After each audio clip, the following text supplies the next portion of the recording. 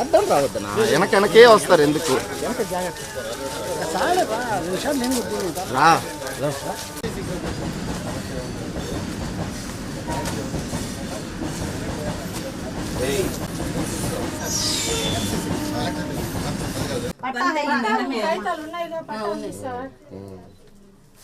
భాగస్వామి దిపా ఉంది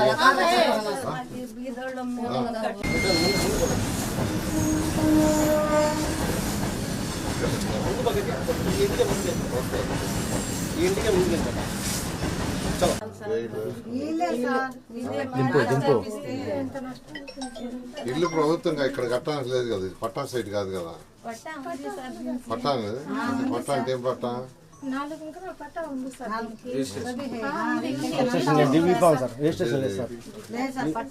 పట్టానా లేదంటే వాళ్ళు ఇచ్చిన అది ఇచ్చిన టిట్కో ఇల్లు ఇచ్చాం కదా, ఎందుకు అప్లై చేసుకోలేదు? లేడీస్ కనపడతారు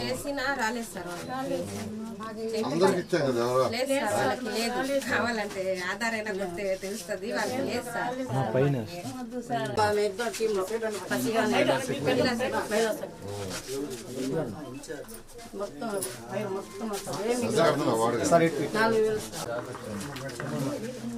లోపల ఏం మిగలలేదు సార్.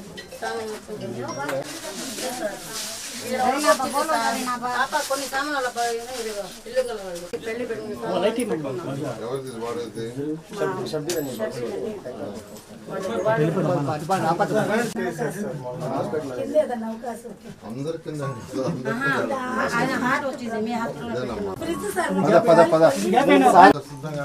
పైన సార్ మేము ఎక్కువ మా ఆయనకి హార్ట్ వచ్చింది కదా, ఎక్కి దిగలేడు అని హార్ట్ మొన్నే కదా వస్తుంది. అరగంటే 2 గంటలు ప్రమాదం జరిగింది సార్, మొత్తం కాలిపోయింది. బాడీ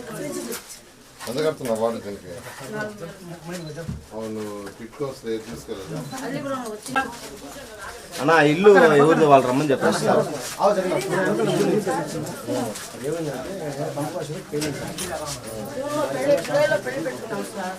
నెల్లూరు నగర నియోజకవర్గంలోని రంగనాయకులపేట 52వ డివిజన్లోని రంగనాయకులపేట ప్రాంతంలో రైలు వీధిలోని షేక్ జరీనా అనే నారాయణ సార్ గారి టీంలో తెలుగుదేశం పార్టీ కోసం పనిచేసినటువంటి ఒక మహిళా శక్తి సభ్యురాలు ఇల్లు నిన్నటి రాత్రి షార్ట్ సర్క్యూట్ వల్ల అగ్ని ప్రమాదం చోటు చేసుకొని ఇల్లంతా కాలిపోయిందని చెప్పి గౌరవ మంత్రి గారి దృష్టికి స్థానిక తెలుగుదేశం పార్టీ నాయకులు తీసుకొచ్చారు.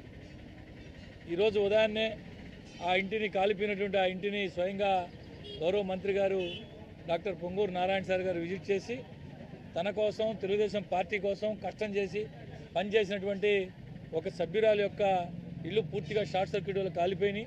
అందులో ఉన్నటువంటి వస్తువులన్నీ కూడా కొన్ని తీవ్రంగా ఇబ్బందులు పడుతున్నారని చెప్పి ఆలోచనతో ఈరోజు అక్కడ ఆ కాలిపోయినటువంటి ఆ గృహాన్ని పూర్తిగా ఏదైతే గతంలో 44వ డివిజన్లో ఇదే విధంగా ఒక మహిళా శక్తి సభ్యురాలకి ఇబ్బంది కలిగితే పూర్తిగా నూతనంగా ఏ విధంగా అయితే తయారు చేసి ఇచ్చారో అదేవిధంగా ఈ ఇంటిని కూడా వారం 10 రోజుల్లో పూర్తిగా పునర్నిర్మాణం చేయిస్తారని చెప్పి ఆ జరిగినటువంటి ప్రమాదం వల్ల నష్టపోయినటువంటి కూడా తిరిగి మొత్తం శుద్ధంగా కట్టించి ఇచ్చే కార్యక్రమానికి సారే సొంతంగా చేయించిస్తున్నారు. ఇది కాకుండా ఆర్థికంగా 20,000 రూపాయల నగదు బహుమతి కూడా నగదు ఆ కుటుంబానికి కూడా అందజేయడం జరిగింది. స్థానిక తెలుగుదేశం పార్టీ నాయకులు కూడా వారు తలా కొద్దిగేసుకుని వారొక 15,000 రూపాయలు గౌరవ మంత్రి గారి చేతుల మీదుగా ఈరోజు ఆ కుటుంబానికి ఇప్పించడం జరిగింది.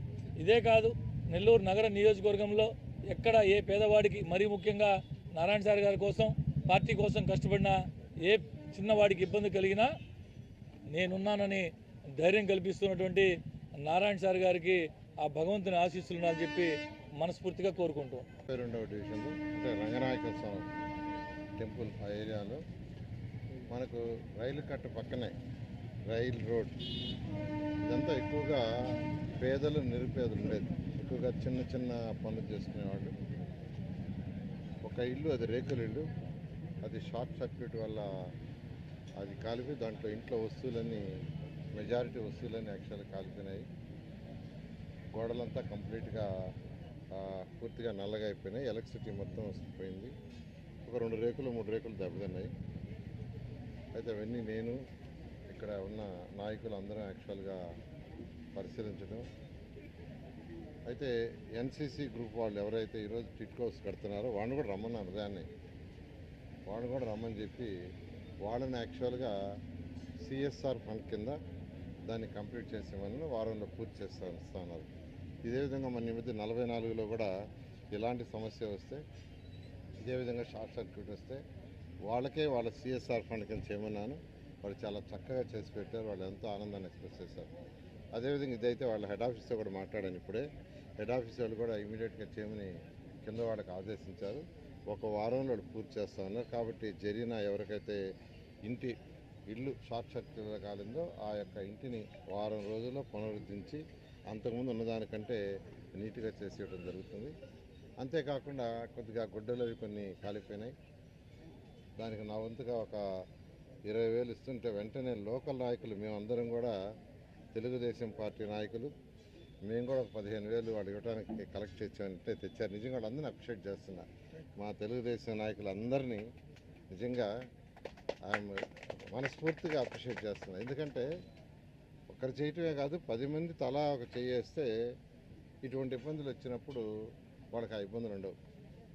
కాబట్టి వాళ్ళని మరొకసారి నేను ప్రత్యేకంగా 52వ డివిజన్లో ఉన్న నాయకులు ఎవరైతే ఈరోజు దాంట్లో పార్టిసిపేట్ చేసి ఒక 15,000 యాక్చువల్గా ముందుకు వచ్చి ఇచ్చారో, ఎందుకంటే ఇక్కడికి రావటం చూడటం, వెంటనే వాళ్ళకి ఒక 35,000 వాళ్ళ చేతికి ఇవ్వటం. అదేవిధంగా ఎన్సీసీ గ్రూప్ వాళ్ళు, ఎన్సీసీ పెద్ద గ్రూపు మీకు తెలుసు, వాళ్ళు వారంలో అక్కడ క్లియర్ చేశారు. అదేవిధంగా 53లో కూడా, అది 53 కదమ్మా, అక్కడ 53లో కూడా ఒక ఇల్లు లారీ గుద్ది ఇల్లు నుజ్జు అయిపోతే, అదృష్టవశాత్తు ఆ టైంలో ఇంట్లో ఎవరు లేరు, అయిపోతే దాన్ని మళ్ళీ కంప్లీట్గా పునరుద్ధరించారు. బ్రహ్మాండంగా కట్టారు. వాళ్ళ ఆనందానికి కూడా అద్దరు లేవు. ఇట్టా మున్సిపల్ శాఖ చేస్తుంది. కొన్ని లిమిట్స్ ఉంటాయి. మున్సిపల్ శాఖ కొన్ని లిమిట్స్ ఉంటాయి. ఇది ప్రభుత్వం.